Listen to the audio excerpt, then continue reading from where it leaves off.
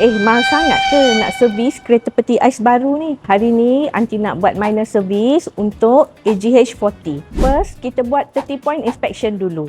Aish, tolong buatkan. Iyalah Aunty.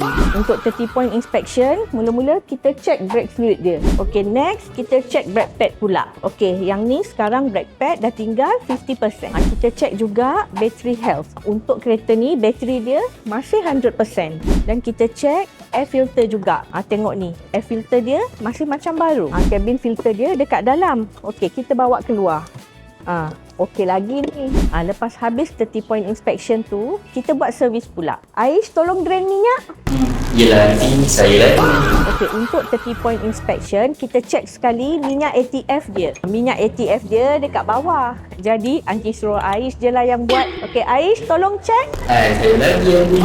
Lepas kita drain minyak, kita keluarkan oil filter yang lama. Aish, buat Aish. Yelah Aunty, saya sudah berhenti. Sampailah. Nah Aunty, datang macam bayi baru lahir. Sekarang kita nak tukar dengan oil filter yang baru. Okey, masukkan.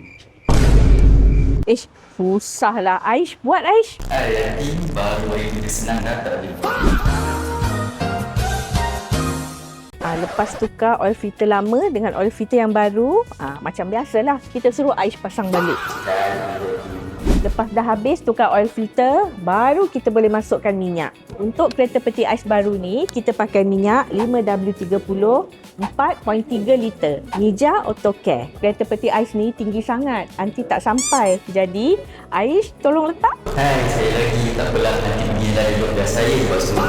Last, bila dah habis servis semua, kita cucuk OBD. Okey, untuk kereta ni, semua hijau. So, kira okey lah kereta ni. Untuk minor service, kereta peti ais baru ni, harga dia RM399 je. Itu dah termasuk 30 point inspection, label dan transport ke rumah korang. Jadi, kalau korang nak servis kereta peti ais baru, Roger je. Apa Aish?